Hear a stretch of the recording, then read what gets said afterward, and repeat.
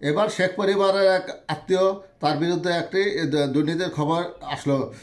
Financial টাইমসের প্রতিবেদন, তারা বলছেন 10 কোটিতে মাল্টার পাসপোর্ট নেওয়ার চেষ্টা করেন টিউলিপের চাচি।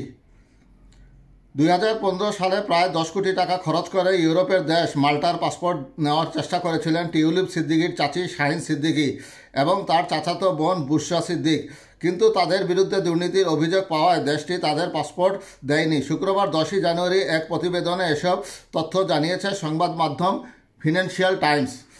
প্রতিবেদনে বলা হয় 2013 সালে নিজের একার জন্য মাল্টার পাসপোর্টের জন্য আবেদন করেছিলেন শাহিন সিদ্দিক।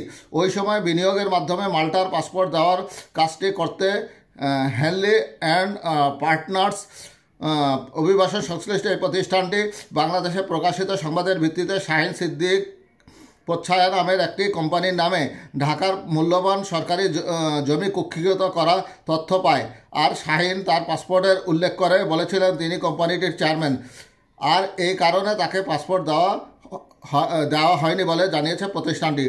প্রথমবার প্রচ্ছায়ার কথা উল্লেখ করায় পাসপোর্ট না দেওয়ায় 2015 সালে দ্বিতীয়বারের আবেদনে শাহিন সিদ্দিকি দাবি করেন চট্টগ্রামে দি আর্ট প্রেস নামের একটি কোম্পানির পরিচালক তিনি, যেটি 1926 সালে তার বাবা প্রতিষ্ঠাতা করেছিলেন।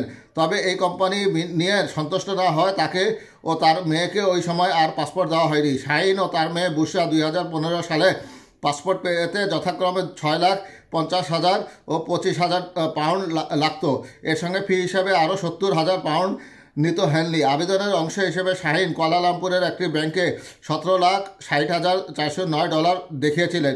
11 বারে এই অর্থ তার ব্যাংক অ্যাকাউন্টে জমা হয়েছিল, তবে এসব অর্থের উৎস কী ছিল সেটি স্পষ্ট নয়। এদিকে সাবেক প্রধানমন্ত্রী শেখ হাসিনার নিরাপত্তা বিষয়ক উপদেষ্টা তারিক সিদ্দিকী ও তার স্ত্রী শাহিন সিদ্দিকির মেয়ে ওই সময় স্টুডেন্ট ভিসায় লন্ডনে পড়াশোনা করছিলেন।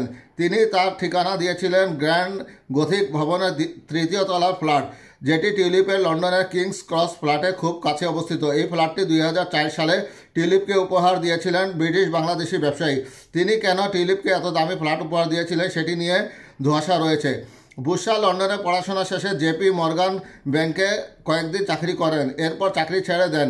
2018 সালে উত্তর লন্ডনের গোল্ডার্স গ্রিনে 1.9 মিলিয়ন ইউরোতে 5 বেডরুমের একটি ফ্ল্যাট কিনেন তিনি।